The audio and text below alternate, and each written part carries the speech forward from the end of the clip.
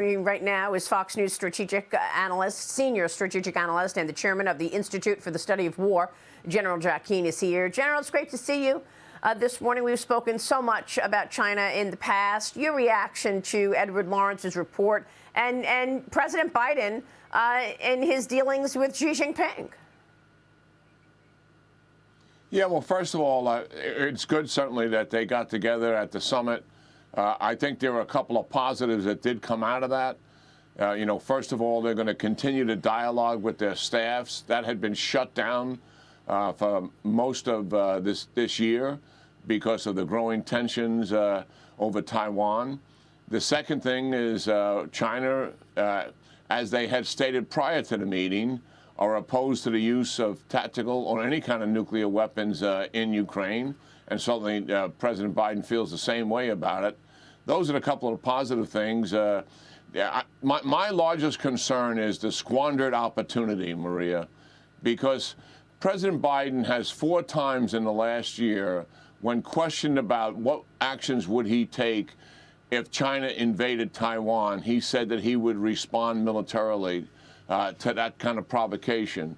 And he had the opportunity to look President Xi in the eye and tell him, listen, we are not the aggressor here. We are not violating the Taiwan Straits Agreement going back to 1979 that's calling for peace and stability across the straits. We are supporting that. It is your aggression, your malign behavior, your intimidation, your coercion of Taiwan that is causing a destabilization across the Taiwan Straits. And if you take further action to actually go into conflict with Taiwan, then you're forcing my hand to respond militarily and to encourage the allies to do so as well. It's your action that is doing that. If you stand down your action, then we will have peace and stability across the straits. But he chose not to do that. So President Xi has to get up from that table. He knows Biden has said this 4 times during the year, but he didn't say it to me. I wonder if he's serious. And that kind of question mark should never have been permitted to take place. And that's really unfortunate. Yeah, and you're talking about a conversation between the president and Chinese President Xi Jinping about Taiwan in their first face-to-face meeting since Biden took office. But, you know, there are other things that also could have been raised with Xi Jinping as a result of direct impact to the United States, like the origins of COVID-19, like the fact that the CCP covered it up and would not allow a real investigation in the Wuhan lab, or how about the hundreds of billions of dollars of intellectual property theft? John Ratcliffe with me a number of times saying that, yeah, sure, they've gotten to a level where they are in the economy, but they've gotten there by stealing a lot of it from America. None of this stuff ever comes up with any of these meetings. He had a chance to set the record straight and show some resolve and toughness, but he didn't do it. Yeah, well, I agree with that. And certainly origins of the COVID should have been brought up in the first dialogue that they had going back to last year. And the president has never brought it up. And millions of people are dead as a result of it. And we still don't know, in trying to prevent another pandemic, what were the origins of this pandemic, which is the basic science 101. And he has shut all of that down. The other thing is, China is conducting the largest penetration of American society and our history. On the one hand, it's intellectual theft. It's undermining our civil society. On the other hand, it's providing the chemicals for the manufacturing of fentanyl that's taken place in Mexico. That's killing 100,000 plus lives last year, tens of thousands this year. China is fully aware of the penetration that they're making of our society and the impact that it's having. They want to see political division and social dislocation as a result of their actions, and they should be called on this action.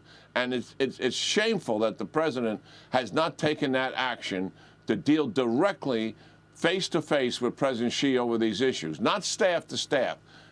Leader to leader is what should be done here.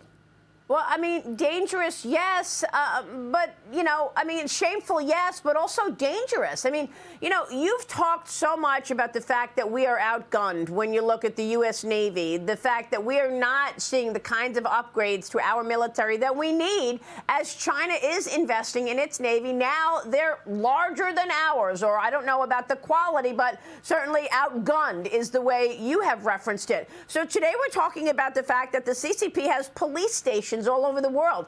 There is a CCP police station here in America, in New York. I mean, what are we going to do? Just wait until they do more police stations and then we're out policed here in America from the CCP? Why don't we raise these things when they're happening? Like the police stations. I find this very concerning. We have our own law enforcement. Why do we have CCP police on the ground in America? Yeah, I mean, the penetration of our society, as Director Wray of the FBI has said, is the largest threat that the FBI has faced going all the way back to the Soviet Union. And when you can see how comprehensive it is, it's actually greater than the Soviet Union. I don't think the FBI, frankly, can keep up with it. I've always believed that we really need a true counterintelligence agency and let the FBI focus on criminality in this country, because this penetration is very significant, and you're given, you know, another example of what's taken place here. Listen, the urgent situation we have is the threat of war, and that is the most dangerous situation the United States is facing. And yes, the fact that we're outgunned and outmanned in the Indo-Pacific region accentuates the real danger that's here. We're having people who are in uniform saying if we go to war with China, we could actually lose that war. And they are the people that own all the assets. And they know full well what the danger is here.